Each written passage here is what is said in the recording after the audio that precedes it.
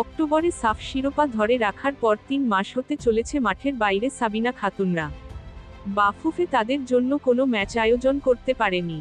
আসছে ফিফা উইন্ডোতে খেলার জন্য অনেকগুলো দেশকে আমন্ত্রণ জানিয়েছিল বাফুফে।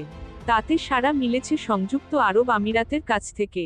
আমিরাতের সঙ্গে তাদেরই মাঠে বাংলাদেশ নারী দলের 2টি ম্যাচের তারিখও চূড়ান্ত হয়েছে।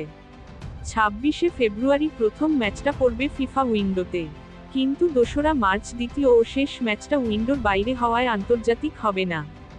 কোভিডের পর থেকে নারী ফুটবল নিয়ে ফেডারেশনগুলো খুব একটা আগ্রহী নয়।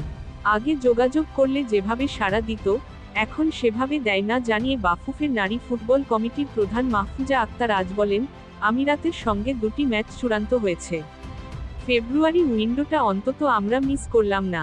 উইন্ডোতে একটা ম্যাচ পাচ্ছি, তবে 2 মার্চের ম্যাচটা আন্তর্জাতিক হবে না, কিছু করার নেই। তবে জুনে যেহেতু এশিয়া কাপের বাছাই আছে, সেটার জন্য প্র্যাকটিস ম্যাচও হয়ে যাবে। তাই আমরা রাজি হয়েছি যে অন্তত খেলা হোক। কদিন আগেই নারী দলের কোচ পিটার বাটলারের সঙ্গে বাফুফের চুক্তি বেড়েছে 2 বছর। বাটলারের আজ ঢাকায় আসার কথা ছিল। নারী দলের ক্যাম্প এরই মধ্যে শুরু হয়েছে বাফুফে ভবনে। কমলাপুর স্টেডিয়াম নতুন টার্ফ বসানোর কাজ চলমান থাকায় নারী দলের অনুশীলন চলবে বুয়েট মাঠে। ডিফেন্ডার মাসুরা পারভিন সহ 2জন খেলোয়াড়ের ভুটানের লিগে খেলার কথা চলছে। বাফুফে অবশ্য আনুষ্ঠানিক আমন্ত্রণ পায়নি।